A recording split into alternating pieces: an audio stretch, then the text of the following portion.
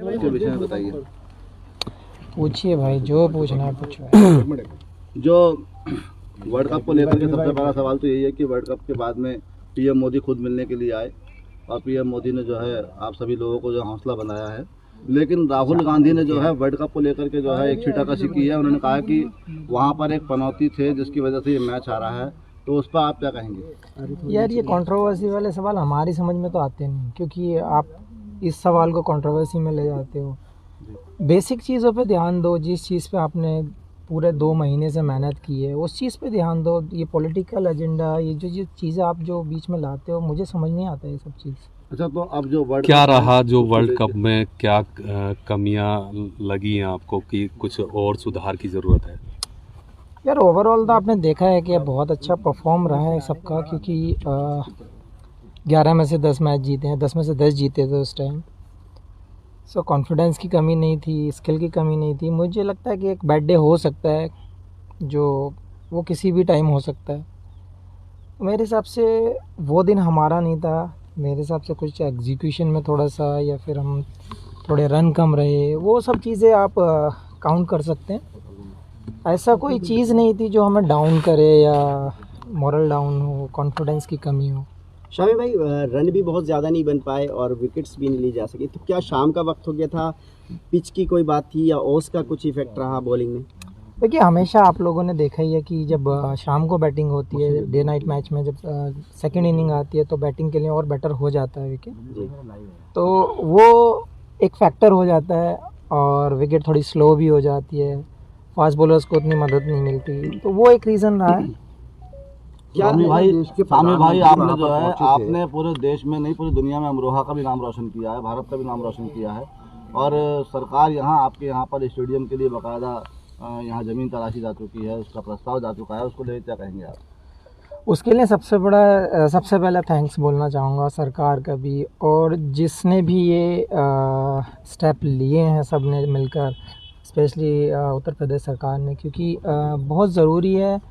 अपने यहाँ टैलेंट बहुत है और बहुत बच्चों को ज़रूरत है कि स्पोर्ट्स में भी आगे जाएं, लोगों को जागरूक करें।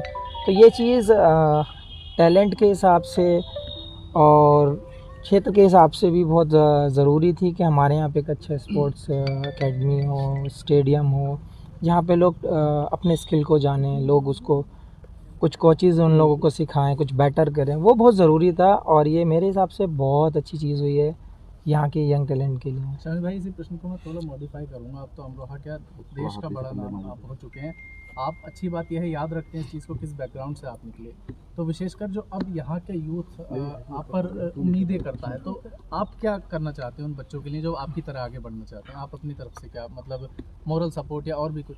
देखिए, हमेशा से मैं बात करता आया हूँ, क्योंकि जब जो जनरेशन आ रही है, जो टाइम अभी का दिख रहा है लोगों में, जो हमारी ज़रूरतें बन गई हैं, तो मेरे हिसाब से एजुकेशन, हेल्थ, स्पोर्ट्स, ये सारी चीज़ें काउंट करके हम अच्छा कल्चर क्रिएट कर सकते हैं।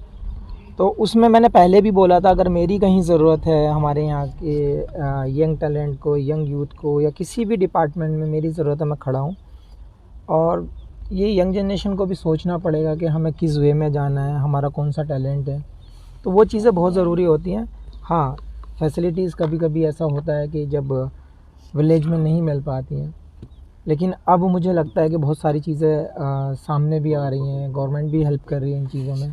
तो अब यूथ का यही है कि आपको एक स्टेप ऊपर आना है, आपको अपना मैच्योरिटी दिखाना है, अपना स्किल दिखाना है और देश का नाम रोशन करना है। शामी भाई, प्रधानमंत्री जी से आपकी मुलाकात हुई, क्या बातचीत हुई और आगे क्या रणनीति रहने वाली है?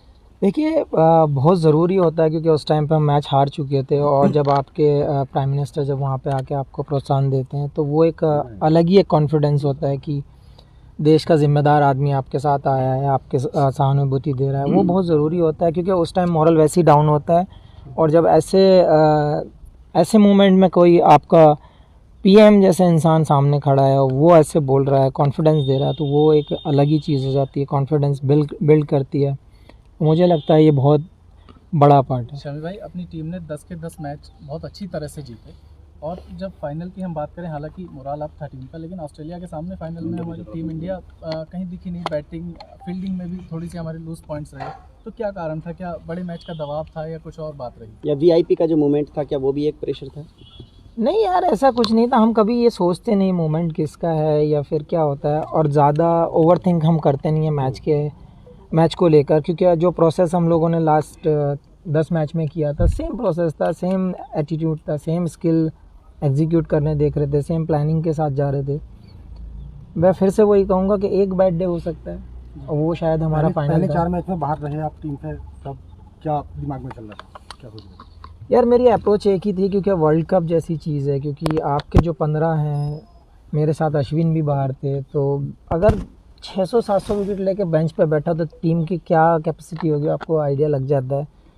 तो वहाँ पे कभी मैंने ये नहीं सोचा कि ये हमारा बंदा क्या करेगा क्या नहीं कर रहा, ये खेल रहा है मैं नहीं खेल रहा हूँ, कभी आज तक वैसे मन में आया नहीं है ये सवाल। मैं हमेशा यही चाहता हूँ, अगर मैं बैठा हूँ और कोई 11 प्लेयर खेल रहे हैं तो वो अच्छा ही करके आएँ, टीम के लिए बेटर करके आएँ, टीम को जिता कर लाएँ, वो हमारा मेन गोल रहता है। क्या कारण रहा कि जो रन 240 पे किया आप आए, क्या पिच की कमी मानी जाए इसको? दोबारा पूछो। क्या कारण रहा स्कोर कि जो जो कम रहा, स्कोर जो रन का कम रहा है, या पिच की कमी मानी जाए इसमें, या फिर जो प्रदर्शन करना था, जैसे आस और उम्मीद तमाम आवाम को आप लोगों पर लगी थी, तो उसके लिए क्या संकेत हैं आपकी तरफ से? देखिए बहुत सारी चीज़ें काउंट, टेक्निकली अगर आप देखना चाहें तो डे नाइट मैच में हमेशा बैटिंग शाम को अच्छी होती है, पिच स्लो हो जाती हैं, वो सब चीज़ें काउंट तो आपको करनी पड़ेंगी क्योंकि वो टेक्निकल हैं। तो अगर सामने वाली टीम जीतती है टॉस और वो बैटिंग को हमें इनवाइट करती है तो हमें बैटिंग करनी ही होगी, तो वो एक हो सकता है कि हाँ वो उन लोगों को एक बेनिफिट है। सेकंड की रन आपने देखा ही है कि 240 रन फाइनल में एक ऐसी टीम के अगेंस्ट, मेरे हिसाब से 30-40 रन और बनते तो मैच में और ज़्यादा मज़ा आता, हो सकता है रिजल्ट हमारे फेवर में होता। तो क्या पहले खेलना जो है वो हार की बड़ी वजह है? यार वो हमारे हाथ में नहीं था क्योंकि हम टॉस जीते नहीं है, क्योंकि वो सामने वाला अगर बॉलिंग करना चाहता है तो वो टीम को बॉलिंग करनी एक पड़ेगी। फोटो वायरल हो रहा है, वो वर्ल्ड कप पे पैर रखे हुए हैं। यार मुझे ये चीज़ बहुत मुझे भी हर्ट हुई है, क्योंकि जिस ट्रॉफी के लिए कंट्री की सारी टीमें लड़ती हैं, जो अचीवमेंट कर आप पाना चाहते हैं, जो ट्रॉफ़ी आप अपने हाथों में सर के ऊपर उठाना चाहते हैं, वो ट्रॉफ़ी पैर पर लगाना वो मुझे भी अच्छा नहीं लगा और ऐसा करना भी नहीं चाहिए। समीर भाई, जब प्रधानमंत्री से आपकी मुलाकात हुई थी तो उस दौरान हालांकि इंडिया मैच हार चुकी थी, हमारी सरजमी पे मैच हो रहा था, प्रधानमंत्री ने किस तरीके से आप लोगों का जो क्या बात हुई, क्या बात क्या वो हुई? आपके ये आप मुझसे सुनना चाहते हो? आपको वीडियो भी सोशल मीडिया पर घूम रही है, ऑडियो के साथ घूम रही है, आप लोगों ने देखा ही है कि कैसे उन्होंने सबका साहस बढ़ाया है, कैसे उन्होंने सबसे मुलाकात की है। ये बहुत अच्छा लगा हम लोगों को, क्योंकि प्रधानमंत्री का आना एक छोटी चीज़ नहीं है। आपने 7 विकेट लिए थे भाई, आप शानदार आपका प्रदर्शन था, उस पर प्रधानमंत्री जी ने आपको कुछ कहा? हालांकि सौगात तो मिल गई है, योगी सरकार ने आपको दे दी है। देखिए मेरी हमेशा कोशिश यही है कि कंट्री के लिए बेटर करते रहें और अच्छा करते रहें, टीम जीतती रहे, और मेरा यही कहना है कि सब लोगों को अपना 100% देते रहो, कंट्री को जिताते रहो। सौगात की तो हम कभी नहीं सोचते हैं, सौगात ये दी है, ये हमारा सौभाग्य है कि हमारे डिस्ट्रिक्ट के लिए एक स्टेडियम मिला है, उसको अच्छे से यूटिलाइज़ किया जाए, उसमें से कोई ना कोई प्लेयर बाहर निकल कर आना चाहिए, उस चीज़ पे हमारा फोकस होना चाहिए। समीर भाई, आपने लॉकडाउन में लगातार यहाँ मेहनत की, क्या उसी का नतीजा कि आप जो है लगातार इतने विकेट लेते रहे? भाई मेहनत हमेशा रंग लाती है, आपको पता ही है, सब लोगों कहावत में भी यही है। तो मेहनत तो आप घर पे करो, बाहर करो, मेहनत अगर करोगे तो शायद रंग तो लाएगी।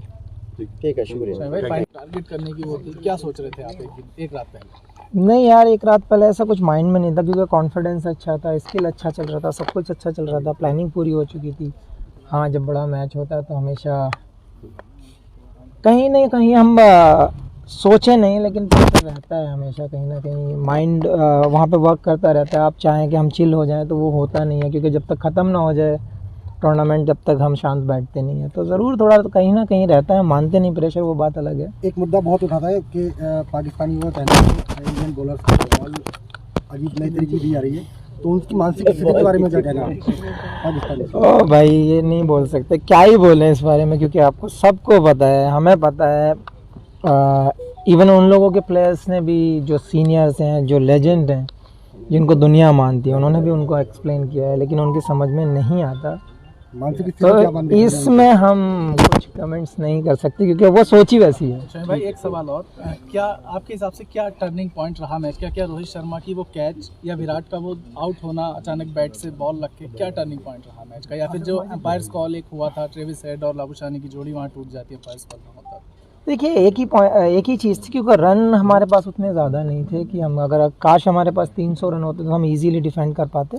लेकिन एक चीज़ पे ब्लेम करके मुझे नहीं लगता कि कोई फ़ायदा रहता है, क्योंकि ओवरऑल टीम को देखा जाता है कि हम कहाँ स्टैंड करते हैं। वो बहुत ज़रूरी होता है एज ए यूनिट वर्क करना और एज ए ग्रुप वर्क करना। तो मैं एक ही चीज़ बोलूँगा, शायद थोड़े से रन कम थे। क्या शमी भाई आपकी यहाँ जो अब यूथ है, आपका कल आप आए, कुछ बच्चे आपसे मिलने पहुँचे, कुछ यूथ से बात हुई आपकी? अभी थोड़ा सा टाइम दूंगा उनको भी, और जहाँ पे स्टेडियम का अनाउंस हुआ है वहाँ पे भी जाकर देखूंगा। अगर कुछ मेरे लायक सेवा होगी तो मैं ज़रूर करूँगा। जो यूथ ट्राई कर वो जो तैयारी कर रहे हैं क्रिकेट की, उनके लिए कोई मैसेज? एक ही मैसेज करूँगा, एक ही मैसेज दूंगा कि जो आपके अंदर टैलेंट है आप उसको पहचानें, मेहनत करें।